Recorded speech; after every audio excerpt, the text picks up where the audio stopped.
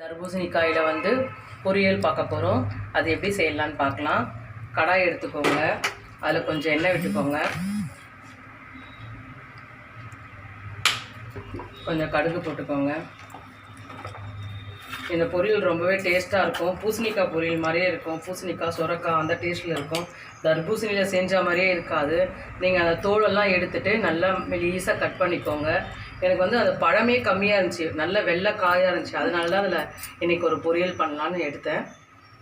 இது கூட்டு கூட பண்ணலாம். நீங்கள் பருப்பு போட்டு கூட்டு பண்ணாலும் ரொம்ப நல்லாயிருக்கும். கடுகு பொரியட்டும். கொஞ்சம் கடலைப்பருப்பு உளுத்தம் பருப்பு போட்டுக்கோங்க.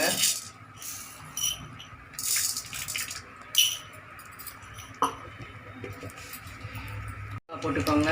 கருவேப்பிலை, பூண்டு நசுக்குனது போடுங்க, ஒரு 4-5 பல்லு.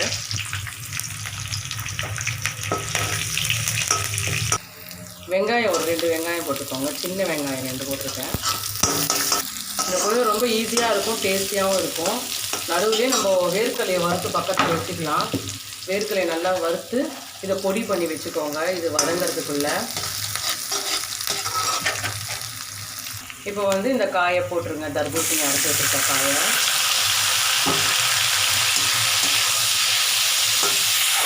கொஞ்சம் மஞ்சள் தூள் தூவிக்கோங்க.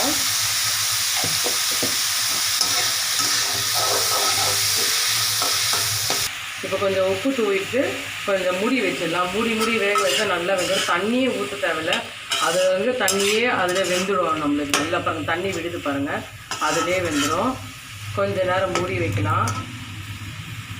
கொஞ்சமாக மிளகாத்தூள் போடுங்க, போட்டு நல்லா மூடி வதக்குங்க. அது வெந்துடும். வேர்க்கடலை பொடி பண்ணியாச்சு. லாஸ்ட்டாக சேர்த்துக்கேன் வேர்க்கலையை. இப்போ கொஞ்ச நேரம் அந்த மிளகாத்தூள் வாசனைலாம் போகட்டும், வேகட்டும் நல்லா. இப்போ வறுத்து வச்சுருக்க வேர்க்கலையை பொடி பண்ணதை கலந்துக்கோங்க. அவ்வளோதான், நம்ம தர்பூசணி பொரியல் ரெடி ஆகிடுச்சு. ரொம்பவே டேஸ்ட்டாக இருக்கும் இந்த தர்பூசணி பொரியல். இதை செஞ்சு பார்த்துட்டு லைக், ஷேர், கமெண்ட் பண்ணுங்கள், சப்ஸ்கிரைபும் பண்ணுங்கள். இது ரொம்ப டேஸ்ட்டாக இருக்கும், செஞ்சு பாருங்கள். குளிர்ச்சியானது, நீர் சத்து நிறைய இருக்குது. அதனால் நீங்கள் ட்ரை பண்ணி பாருங்கள்.